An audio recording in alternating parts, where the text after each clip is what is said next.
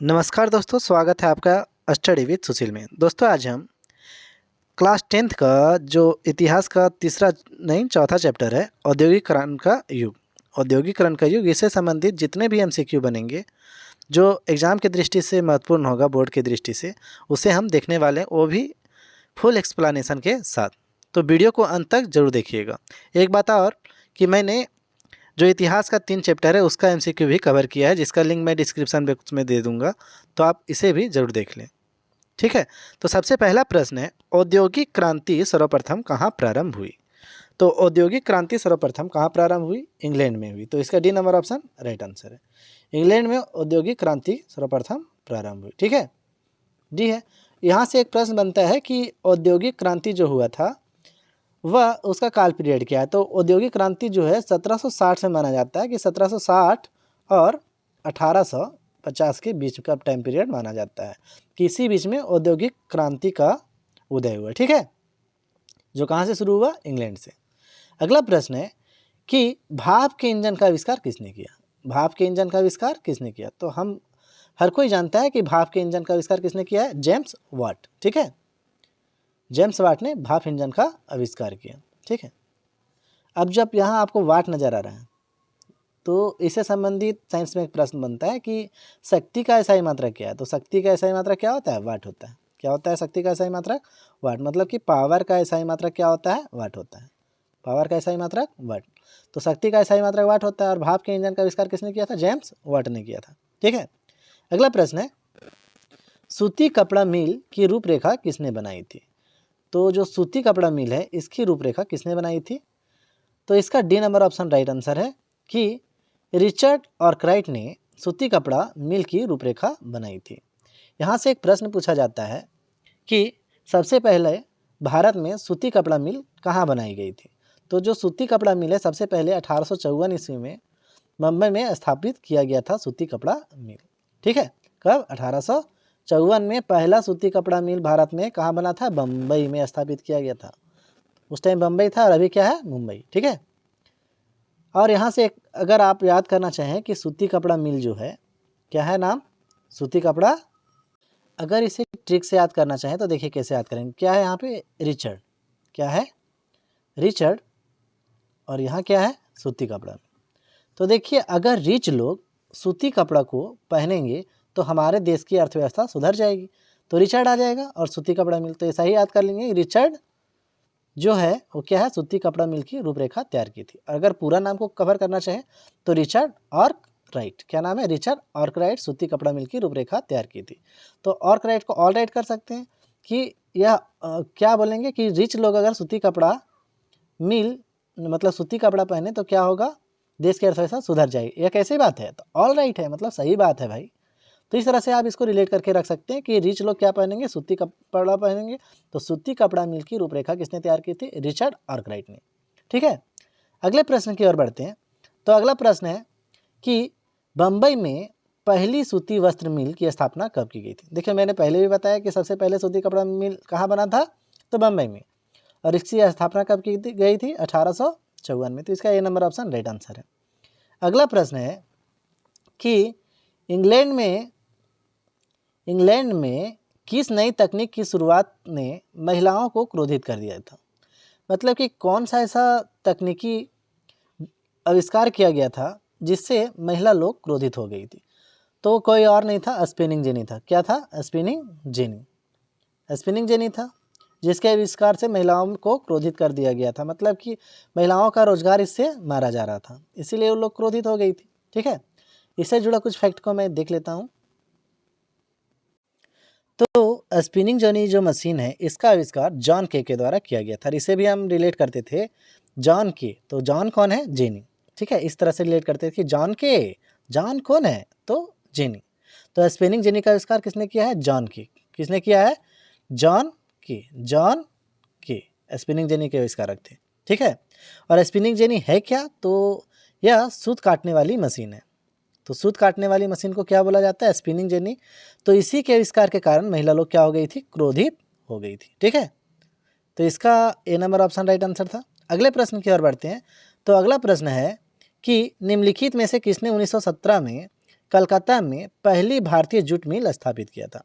तो यहाँ से देखिए कितना क्वेश्चन बन सकता है कि भारत में पहली जूट मिल कब स्थापित किया गया, तो 1917 में। किसने किया, तो सेठ हुकुमचंद। किसने किया, शेख हुकुमचंद। और कहाँ किया, तो कलकत्ता में। देखिए यहाँ कितना प्रश्न बन रहा है। तो सबसे पहला प्रश्न कि भारतीय जूट मिल कहाँ स्थापित की गई, पहली भारतीय जूट मिल कहाँ स्थापित की गई, तो कलकत्ता में। कब की गई, तो 1917 में। और किसने किया, तो सेठ हुकुमचंद। तो 4 प्रश्न बनते हैं कि भारतीय जूट मिल जो था पहली बार कलकत्ता में स्थापित किया गया, और किसने किया, तो सेठ हुकुमचंद ने किया। और कहाँ किया, तो कलकत्ता में किया, और 1917 में किया। ठीक है, अगले प्रश्न की ओर बढ़ते हैं। तो अगला प्रश्न है स्पिनिंग जेनी क्या है। तो ये बताने वाली बात है, बताइए। स्पिनिंग जेनी एक मशीन था जो क्या करता था, तो सूत काटने वाली मशीन है। ठीक है, अगला प्रश्न है निम्नलिखित में से कौन सा भारत के पूर्व औपनिवेशिक बंदरगाह थे। मतलब कि पुराने औपनिवेशिक बंदरगाह कौन थे, तो 2 बंदरगाह बहुत फेमस था पहले व्यापार की दृष्टि से औपनिवेशिक काल में, एक सूरत और एक मछलीपट्टनम। ठीक है, सूरत और मछलीपट्टनम। तो सूरत कहाँ है, तो सूरत तो हम लोग जानते हैं कि गुजरात में है, पर मछलीपट्टनम कहाँ है, इसको मैं बताता हूँ। मछलीपट्टनम कहाँ है, तो आंध्र प्रदेश में है। तो अब देखें सूरत बंदरगाह कहाँ है, गुजरात में, और मछलीपट्टनम कहाँ है, तो आंध्र प्रदेश में। ठीक है, इसका तो B number option right answer होगा कि औपनिवेशिक काल के कौन से बंदरगाह थे जो बहुत ज़्यादा फेमस थे भारत में, तो सूरत और मछलीपट्टनम। ठीक है, अगला प्रश्न है कि कॉस्टिस कौन थे। कॉस्टिस कौन थे, तो कॉस्टिस बुनकरों का एक समुदाय था। क्या था, बुनकरों का एक समुदाय था। ठीक है, अगला प्रश्न है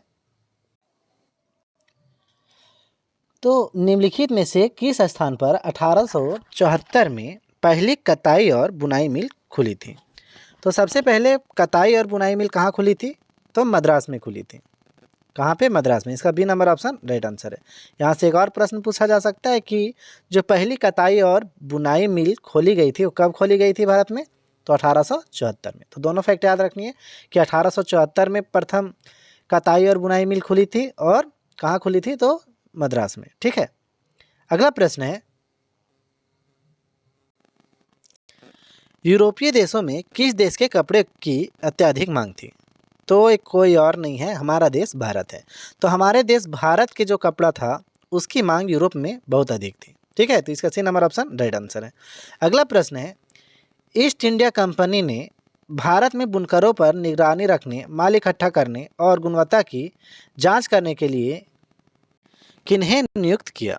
तो ईस्ट इंडिया कंपनी ने भारत में बुनकरों पर निगरानी रखने, माल इकट्ठा करने और गुणवत्ता की जांच करने के लिए किन्हें नियुक्त किया था, तो गुमास्ता को। क्या नाम है, गुमास्ता बोला जाता है।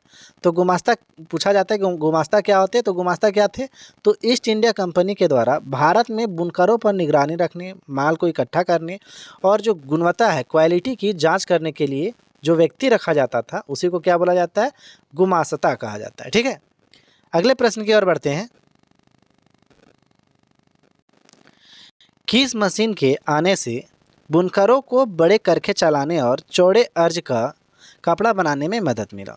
तो कौन था, फ्लाई शटल जो मशीन था, इससे क्या होता था कि देखिए बुनकर लोग जो होते थे चौड़े अर्ज का कपड़ा बनाने में इनको मदद मिलता था। ठीक है, और बड़े करखे चलाने में मदद मिलता था। तो ये मशीन फ्लाई शटल था जिससे क्या होता था, बड़े करखे चलाए जाते थे और चौड़े अर्ज का कपड़ा बनाया जाता था। ठीक है, और स्पिनिंग जेनी से क्या किया जाता था, कताई किया जाता था।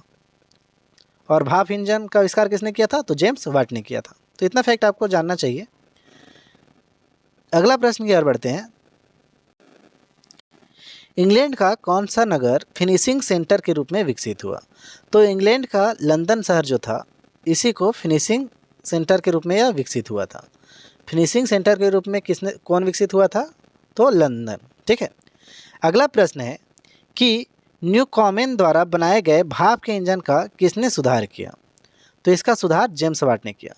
अर्थात अब हम ये बोल सकते हैं कि हम लोग क्या पढ़ते हैं कि भाप इंजन का आविष्कार किसने किया, तो किसने किया था, जेम्स वाट पढ़ते हैं। पर देखिए इससे पहले भाप इंजन न्यूकोमेन के द्वारा बनाया गया था। किसके द्वारा बनाया गया था, न्यूकोमेन के द्वारा बनाया गया था। पर इसमें सुधार जो मेनली बात आता है कि बहुत अधिक सुधार इसमें किया गया था।